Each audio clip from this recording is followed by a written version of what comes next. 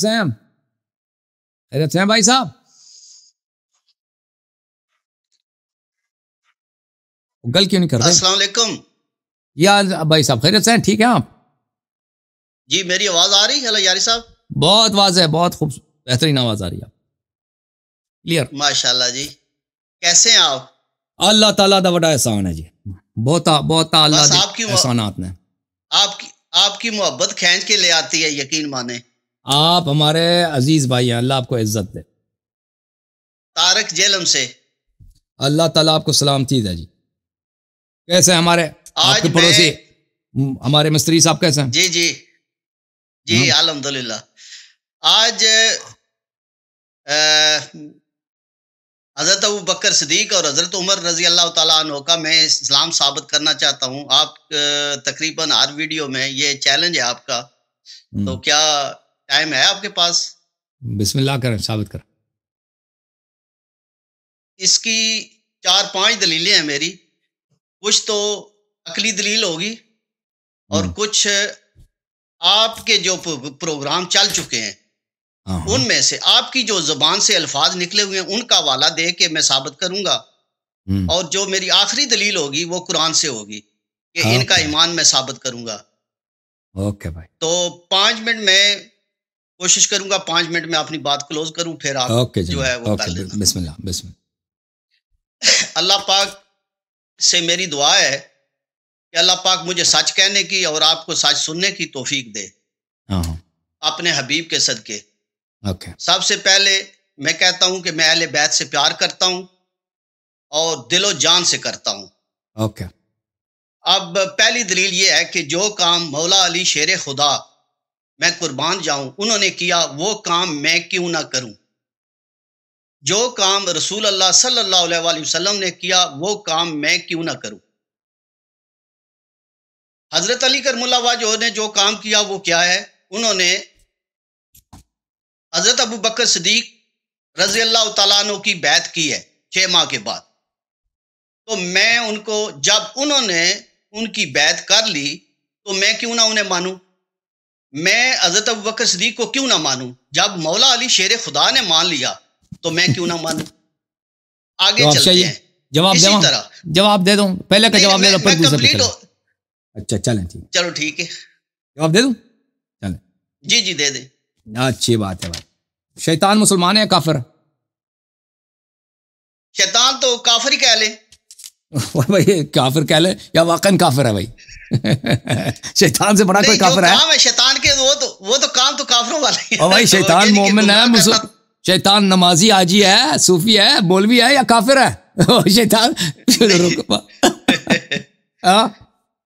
وہ شیطان سنت پہ ہے، شیطان قرآن و سنت پہ ہے یا کفر کے راستے پہ ہے؟ کافر ہے؟ ایک گل دسو نا جی. نہیں کفر کے راستے پر ہے نا جی. ہاں شیطان کافر ہے، کافر ہے. یہ صحیح مسلم ہے جناب. دیکھو جی شیطان حاجی صاحب جو ہے نا شیطان کو بیچ گئے، وہ شیعوں کے ڈر سے وہی شیطان کو بھی کافر کہہ کے ڈر رہا ہے. چل صحیح مسلم بھائی، صحیح مسلم ہے جی. چاپ دار الفکر کتاب چھپی ہے سنہ 2010 میں، صفحہ نمبر 941.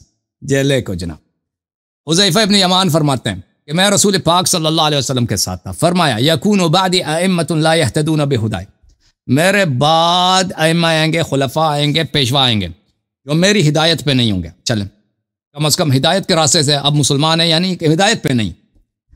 لا یستنون بسنتی، اور میری سنت کی بھی اقتداء نہیں کرتے. جو ہدایت پہ بھی نہیں ہے، سنت پہ نہیں، اگر مسلمان ہے تو نام کے مسلمان ہے. وہی ایسے مسلمانی کا بھی کوئی اتنا کفر کے زیادہ اتنا فرق نہیں ہے. جو ہدایت پہ بھی نہیں ہے، سنت پہ بھی نہیں ہے، تو اگر وہ اس کو مسلمان کہہ دیں تو صرف نام کا مسلمان ہوگا، حقیقت میں مسلمان نہیں ہوگا. وَسَيَقُومُ فِيهِمْ رِجَالٌ قُلُوبُهُمْ قُلُوبُ الشَّيَاطِينِ فِي جُثْمَانِ الْإِنْسِ، اور ان میں تیسرا جو خاصیت یہ ہے کہ ان میں ایسے لوگ بھی ہوں گے جو بالکل شیطان ہے انسان کے روپ میں. یہ تو واضح تکفیر ہے، ہدایت پہ نہیں ہے. چلیں کہہ سکتے ہیں کہ بھئی نام کا تو مسلمان ہوگا نا. پھر کہیں گے کہ بھئی سنت پہ نہیں ہے. جو سنت پہ نہیں وہ مسلمان نہیں ہے حقیقت میں، جو سنت پہ نہیں ہے نا. تو پھر یہ جب کہہ دیا کہ وہ بالکل شیطان ہے انسان کے روپ میں، یہ تو بالکل پتہ چل گیا کہ تکفیر کر دی پیغمبر صلی اللہ علیہ وسلم. تو قلت کیف اصنع یا رسول اللہ ان ادرکت ذلک، اگر میں وہ زمانہ دیکھ لوں، مجھے ایسے وہ امام مل جائے، وہ خلفاء مل جائے تو میں کیا کروں؟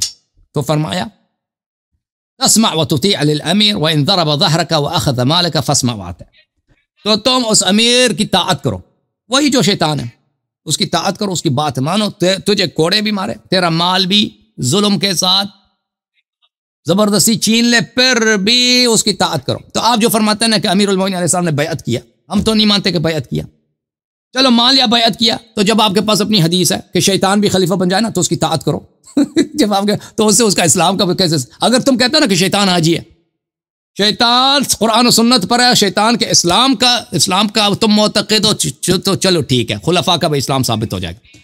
اگر شیطان کو تم مسلمان نہیں سمجھتے تو پھر صرف بیعت کرنے سے، کسی کو خلیفہ کہنے سے خلیفہ مسلمان نہیں بنتا۔ جی مزید بولو۔ جی اسی طرح اگر یہ بچی قتل کرے عمر کو، خلیفہ بادشاہ کو، تو اس خاندان کے ساتھ کیا ہوگا؟ آپ نے اس کو تو سوچا تو نہیں نا؟ وہ تو نہیں کہیں گے کہ یہ چڑیل تھی، یہ جنی تھی، اس نے مارا ہے، وہ تو کہیں گے کہ آپ کی بچی نے مارا ہے۔ دیکھیں جب عمر مارے گئے تو ان کا بیٹا ہے عبد الرحمن ابن عمر، وہ تلوار لے کے اٹھائے اور مدینے میں جتنے اس کے ایرانی نظر آئے نا اس کو قتل کیا، چاہے وہ مسلمان تھے مومن تھے، اور اسی لیے امیر المؤمنین علیہ الصلوۃ والسلام عثمان کے پاس گئے اور بولا کہ اس نے بے گناہ لوگوں کو قتل کیا، اس سے قصاص لے لو، اس کو قصاص کرو، اس نے جو قاتل ہے، بھائی قاتل تو بھاگ گیا، جو قاتل تھے ابو لؤلؤہ وہ بھاگ گیا، ان کو وہ پکڑ نہیں سکے اس کو، اور روایات میں لوگ کہتے ہیں اس کو پکڑ کے مسجد میں اسی وقت قتل کیا تھا بہرحال، لیکن حبشیوں کے نزدیک وہ فرار ہو گئے تو وہ بھاگے نہیں تھے، لیکن انہوں نے پکڑ کے ان کی اس کی بیٹی کو قتل کیا تھا۔ ایک اور ایرانی مومن تھا وہاں پہ، اس کا نام میں نام بھول گیا، اس کا اب نام میں بھول گیا، اس کو قتل کیا تھا۔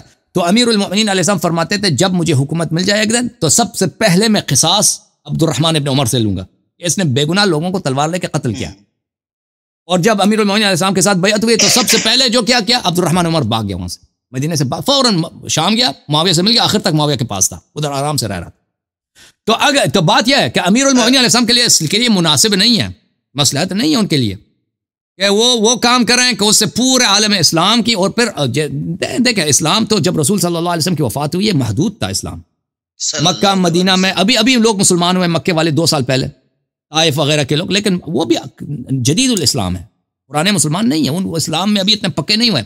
بقیہ جو بلاد ہے مثلا عراق ہے یا مصر ہے یا شام ہے، یہ تو خلفاء کے دور میں مسلمان ہوئے نا، اب یہ اکثریت مسلمانوں کے کون سے ہیں جو پیغمبر کو دیکھا بھی نہیں، جو خلفاء کے دور میں مسلمان ہوئے نا، یہ لوگ تو خلفاء کو تو اپنا ہیرو سمجھتے ہیں۔ اگر یہ ہو جائے نا کہ امیر المؤمنین علیہ السلام کی صاحبزادی نے بلا گناہ اپنے والد کے حکم سے خلیفہ صاحب کو قتل کیا، تو یہ تو ان کے لیے بہت بڑی مصیبت بن جاتی نا، ایک ایسا فتنہ بن جاتا تو اس کے عواقب کیا ہوتے اللہ ہی جانتا ہے۔ تو سب سے بہترین کام جو امیر المؤمنین علیہ السلام نے کیا ہے نا کہ ابو لؤلؤہ کو یوز کیا، ابو لؤلؤہ، میں آپ کی اس دلیل کو ابو لؤلؤہ کو فرمایا، ابو لؤلؤہ نے عرض کیا کہ مولا میں اس کو ماروں، فرمایا مار دو، روایات میں ملتا ہے، غیر مشہور غیر معروف روایات میں، بعض کتب میں بہت پہلے میں نے دیکھا تھا کہ امام علیہ السلام نے فرمایا کہ اس کو مار دو تو کوئی حرج نہیں، تو پھر ان مولا کے حکم سے اس نے مار دیا اس کو۔ جی آپ نے زبردست کہا کہ یہ تو جب ام کلثوم کی شکل میں اگر وہ قتل کرتی تو یہ تو ظلم تھا نا کہ وہ آپس میں اختلافات شروع ہو جاتے، لیکن ان کی شکل میں نہیں، ویسے ہی جنی کو حکم دے دیتے، جب جنی وہ شکل اختیار کر سکتی ہے تو جننی جو ہے کسی مرد کے روپ میں کسی اور روپ میں جا کے انہیں قتل کر دیتی۔ چلیں چھوڑیں اس کو، آگے چلتے ہیں۔ یہ سنت نہیں ہے بھائی، دیکھیں پیغمبر بھی یہ کر سکتے نا، پیغمبر بھی ابو سفیان کے ساتھ مثلا جب مقابلہ ہوا جنگ بدر میں جنات کے لشکر لے کر یہ کوئی مشکل تھوڑی تھا، یا مثلا غزوہ بدر میں فلان جگہ پہ جہاں بھی کوئی پرابلم ہے جنات کے لشکر، ان کے جن تو مسلمان ہوئے تھے نا، پیغمبر نے بھی یہ کبھی نہیں کیا کہ جنات کا لشکر لے کے آئے۔